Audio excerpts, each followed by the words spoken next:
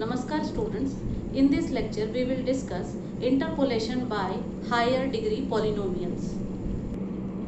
We go for higher degree polynomials if we have more than 2 data points. For 2 data points we have already seen we can do linear interpolation. However, if more than 2 data points are available, we can go for higher degree polynomials. Let us see. Suppose we have an interval a comma b and a function f is defined in this interval and is also continuous in this interval, and we have been given n plus 1 data points as a less or equal to x naught, less than x1, less than x2, less than dot dot dot, we can take less than xn, less or equal to b. So these are n plus 1 data points are given, and the corresponding functional values are also given as f0, f1, f2, dot dot dot, fn. These data points are given. Now the problem is to find out the polynomial of degree at most n which is going to satisfy this data point. So in order to find out the required polynomial, what we can do, we can take a general form of nth degree polynomial and denote it by Pnx as what we can take standard form a0 plus a1x plus a2x square plus dot dot dot plus an x to the power n. So this is the general form of nth degree polynomial. Now our aim is to identify the value of these constants a0, a1, a2, dot dot dot, an, so that we can have this polynomial with the condition that it is going to satisfy the n plus 1 data points which were given. So in order to find that, we need to satisfy some conditions. So that those are called interpolating conditions. It means the problem is to identify the polynomial of degree at most n for the given data points which are n plus 1 in number, such that the interpolation conditions xn, pn at xi is equal to fi, it satisfies for all I equal to 0, 1, 2, dot dot dot n. So we need to identify this polynomial under this condition. This is called interpolation condition. Now how to find this polynomial? So for finding this polynomial, what we can do, we can satisfy this for this polynomial for this n plus 1 data points, and we can have this n plus 1 equations, and we can solve those n plus 1 system of linear equations for n plus 1 number of variables, and then we can substitute those values back in this polynomial, general form of polynomial, and we can get the structure of this polynomial. But the problem is that if n is large, then this is not an easy job to identify those number of constants with those number of equations. So that we have to think of the way out, what we can do, so that it can have the mathematical easiness, and the things can be solved with a little ease. So what we can do, the idea is, we have the formula for linear interpolation. P1x is equal to x minus x1 by x0 minus x1 f0 plus x minus x0 divided by x1 minus x0 f1. So this formula we have already derived is for linear interpolation because the degree of this polynomial is 1. Let us have a closer look to this linear interpolation formula. So we can see that this is the coefficient of f0. We see that at x is equal to, if we are going to take x is equal to x0, this value will become 1. However, if we are going to take x is equal to x1, this value come out to be 0.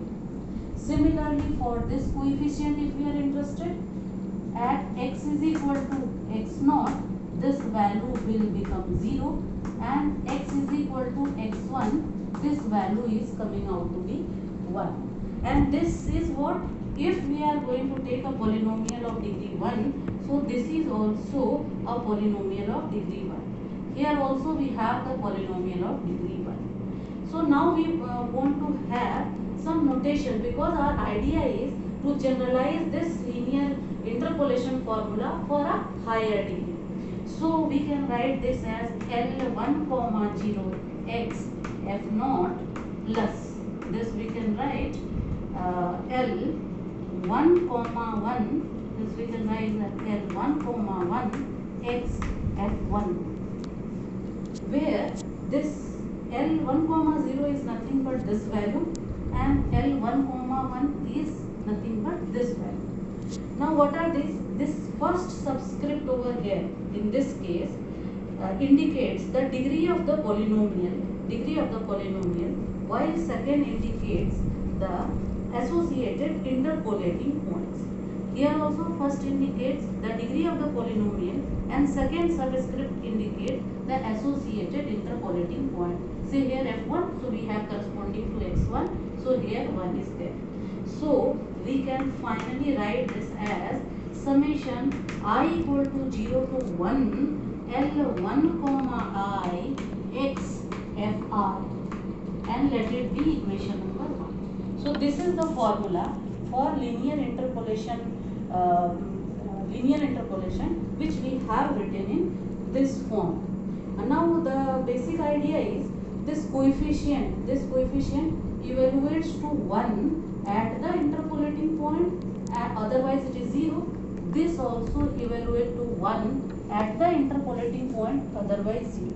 Now what is our aim? We wish to generalize this result. How we can generalize? Let us see. So in general we can write Ln comma j x. Ln comma j x is the Lagrange polynomial of degree n and is associated with interpolating point xj, suppose. So we can have over here Lnj, and this is for any I xi. So in general we can write this as 1 if I equal to j, and this is 0 if I not equal to j. So the same result which we have discussed is generalized over here. So in the light of this, the at most nth degree interpolating polynomial can be written as Pnx is equal to summation I equal to 0 to n and Ln comma I x fr, and let it be equation number 1. So generalizing the linear interpolating formula, we can write a polynomial of degree n something like this. This equation 1 interpolates the data xi fi which we have been given, and this is for j equal to 0, 1, 2, ... n, and for each xj we have the interpolation condition satisfied. So let us see how we can write like that. So Pnxj will be equal to summation of j equal to 0 to n Ln I xj and fi. So here we see that it is satisfying for all interpolating points. Interpolating conditions are verified. Now since we have finally Pnx as summation I equal to 0 to n Ln comma I x fi. So this is the formula for nth degree interpolating polynomial.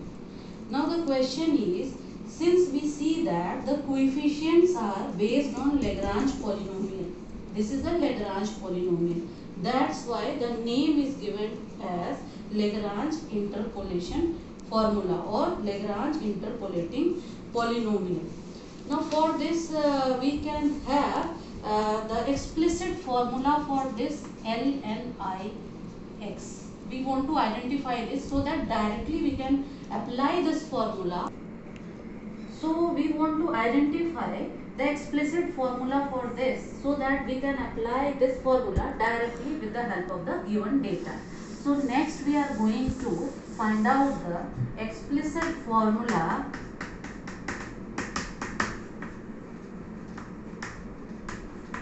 for this LNJX. We wish to find this. Now since this LNJX is a nth degree polynomial, so it will have n roots and which we are located at the point x is equal to xi and for I not equal to j. So these are the roots. So therefore we can write lnj as c times x minus x naught, x minus x1 dot dot dot. We can write x minus xj minus 1, x minus xj plus 1 dot dot dot. We can write x minus xn. We can write something like this. Let it be equation number 1 and where c is some constant. Also we know that the Lagrange polynomial, which is the coefficients in the Lagrange interpolating formula, satisfies this condition. lnjxj is equal to 1. We have already seen this. Let it be equation number 2.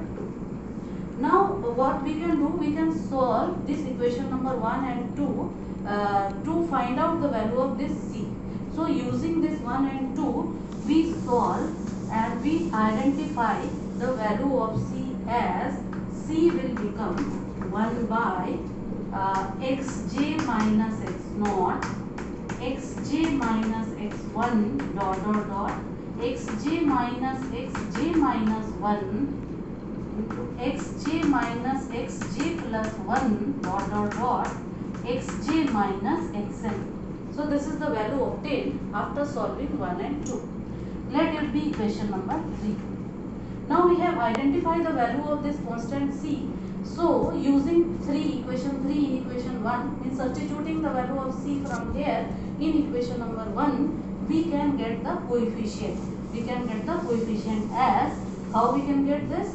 We can finally get lnj x as x minus x naught, x minus x1 dot dot dot, x minus xj minus 1, x minus xj plus 1 dot dot dot, x minus xn whole divided by xj minus x naught, xj minus x1 dot dot dot, xj minus xj minus 1, xj minus xj plus 1 dot dot dot, xj minus xn.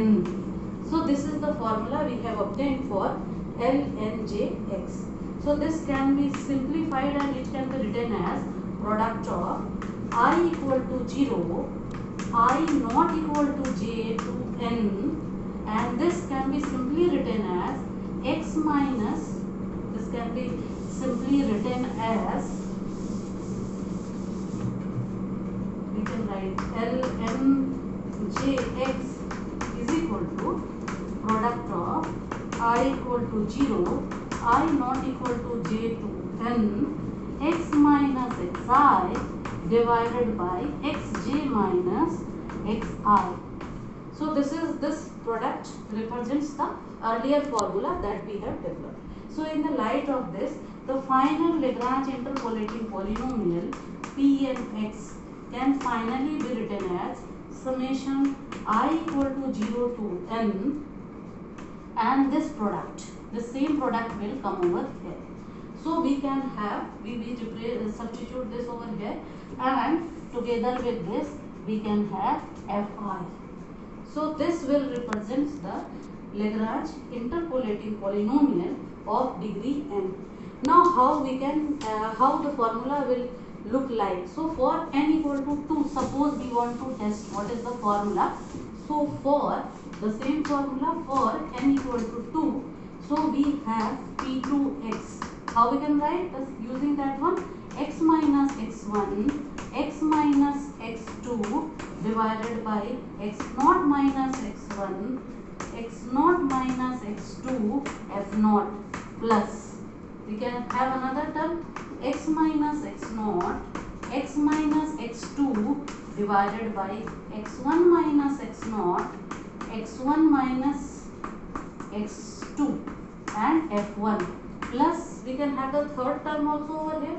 Third term will be x minus x naught, x minus x1 whole divided by x2 minus x naught, x2 minus x1 and f2. So this is the formula for Lagrange interpolating polynomial for n equal to 2. So what is the trick to remember this formula? So you see that for this is the first term, this is corresponding to interpolating point x naught. So in the numerator x naught is not appearing, and in the denominator we are taking the differences of all other points from x naught. Similarly, this is corresponding to x1. So numerator x1 will not appear. In the denominator, differences can be taken from x1. Likewise for the third one also. So this is for n equal to 2. Similarly, for n equal to 3, 4, 5, any number of terms, interpolating polynomial can be identified. Thank you.